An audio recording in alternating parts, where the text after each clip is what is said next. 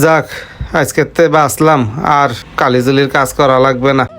ওই কামাল ভাই, এত তাড়াতাড়ি দোকান বন্ধ করে দিচ্ছেন কেন? গাড়ির কাজ আছে, কাজ করতে হবে।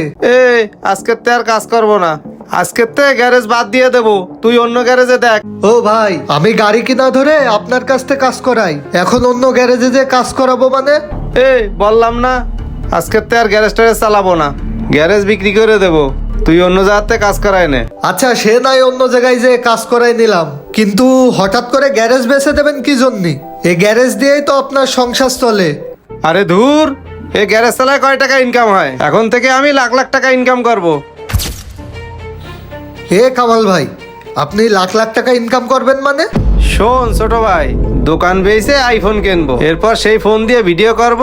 ফেসবুকে বিল্লাল আছে না, ও 3 মাসে 44 লাখ টাকা কামাইছে, আমিও মেলা টাকা কামাবো।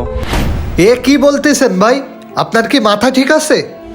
তুই এসব বুঝবি নে, আমারে আমার কাজ করতে দে, তুই অন্য জায়গায় যায় কাজ করা। ও ভাই, সে আমি অন্য গ্যারেজে যে কাজ করাচ্ছি, সমস্যা নাই, কিন্তু আপনি এবার অনেক বড় একটা ভুল করতে যাচ্ছেন। কি ভুল করতেছি রে? ওই যে আমাদের এলাকার হাবিব কাকার ছেলে রোহানরে চেনেন না? হ্যাঁ চিনি, তা কি হয়েছে? তাইলে শোনেন।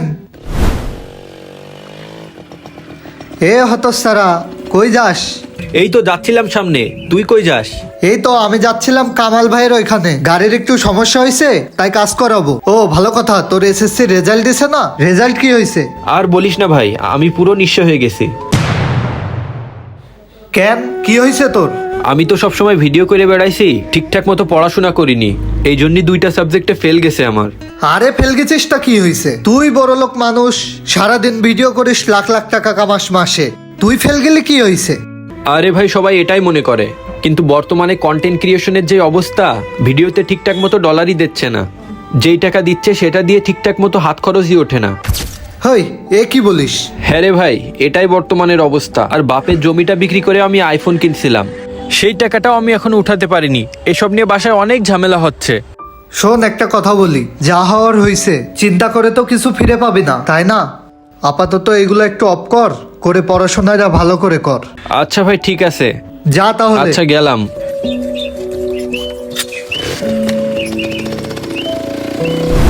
তো ভাই, সবকিছুই তো শুনলেন, এখন আপনি ভেবে দেখেন কি করবেন। আরেকটা কথা মনে রেখেন, লোভে পড়ে কিছু করতে যেন না, এর ফল কিন্তু ভালো হবে না। থাকেন, আমি গেলাম। বর্তমানে কিছু মানুষ সবকিছু বাদ দিয়ে কন্টেন্ট ক্রিয়েশনকে তার পেশা হিসেবে নিচ্ছে, কিন্তু তারা হয়তো এটা জানে না, বর্তমানে কিন্তু কন্টেন্ট ক্রিয়েশনে তেমন কোনো ইনকাম নাই। তাই একটা কথা মনে রাখবেন, আপনি কন্টেন্ট ক্রিয়েশন করেন ঠিক আছে, তবে কন্টেন্ট ক্রিয়েশনকে মূল লক্ষ্য হিসেবে রাখা যাবে না। তাই আপনি আপনার সবকিছু ঠিক রেখে পার্ট টাইম হিসেবে কন্টেন্ট ক্রিয়েশন করুন। ভিডিওটি ভালো লাগলে অবশ্যই পেজটি ফলো করুন, আর লাইক কমেন্ট করতে কিন্তু ভুলবেন না।